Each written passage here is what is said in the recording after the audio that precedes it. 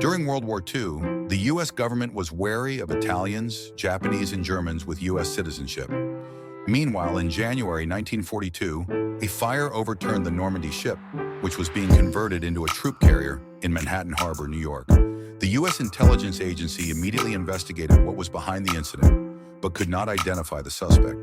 However, on the right side of New York's Manhattan Harbor, there were mainly Italian immigrants working, and the U.S. government doubted their connection. As a result, they tried to negotiate with then-prison mafia boss Charles "Lucky" Luciano. Luciano had no reason to refuse. He ordered his men to immediately report any suspicious behavior at the port to the U.S. government. Operation Underworld began in this way, in which the U.S. Navy and the mafia collaborated. Port workers and fishermen also actively cooperated under Luciano's direction, becoming the eyes and ears of the U.S. Navy. Furthermore, Luciano helped the U.S. government once again as World War II progressed. When the U.S. attempted to invade Sicily, a strategic location in the Mediterranean Sea, to land in Europe, Luciano assisted the U.S. military by using his connections from Sicily. In the process, Sicilian residents cooperated with the U.S. military, such as interpreting and providing geography. The code for this operation was Operation Husky. In exchange for helping the United States in the war, Luciano was released on condition of deportation. After being convicted and serving 9 years, he left New York and returned to his native Italy. However, the reigning New York mafia mogul could not have given up so easily.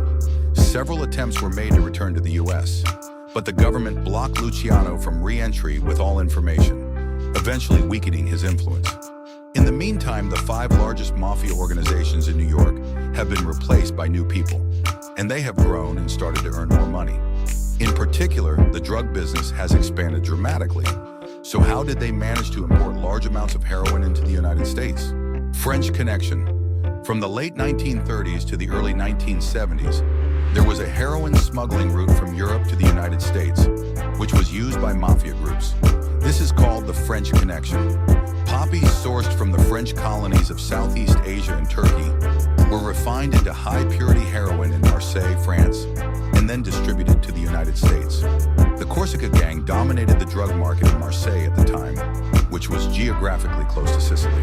Because of this, French gangs and the Sicilian mafia worked together to supply heroin to the United States, which spread not only to New York, but also to Chicago, Detroit, Cleveland, and Milwaukee. This is the French connection. The scale of this smuggling network was enormous. From 1951 to 1973, French Connection controlled 80% of heroin consumption in the United States. Heroin was notorious for being a highly addictive drug, and the number of heroin addicts in the United States rose from 20,000 in 1945 to 560,000 in 1973. A serious problem is that even newborns have developed a vicious cycle of heroin addiction. As a result, heroin has had a significant impact on American society. The exclusive business of the mafias ran various proprietary businesses. For example, Cabbage Exclusive, Exclusive Ice Exclusive Candle for engagement ceremony in church. In other words, mafias made huge profits by monopolizing objects commonly used in everyday life. According to a book by Selwyn Rabbi, a former New York Times mafia reporter, the annual crime revenue of more than 20 mafia families in the U.S. in the 1960s exceeded $7 billion. This was similar to the combined profits of the top 10 largest U.S. companies at the time. It is now about 99 trillion won in Korean won. As such, mafias had a powerful influence in American society. The Appalachian Conference, 1957. At a time when the mafia's influence in American society is growing, an incident that fully reveals the fact that it is a huge criminal organization occurs. On November 14, 1957, a mafia committee meeting was convened in Appalachia, a secluded rural town outside New York State.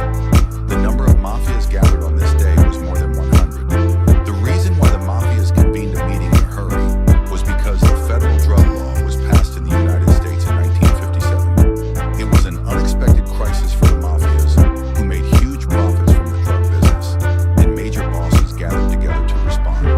But even before the meeting started, the police raided it. The police found it strange to see a large crowd of expensive vehicles in this rural village. so they investigated it. On the other hand, there is a theory that the mafia sent information to the police.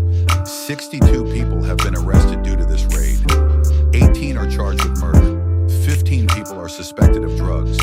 23 people suspected of possessing illegal weapons. At that time, it made headlines on the front page of the newspaper, and it was an opportunity for the underworld of the mafia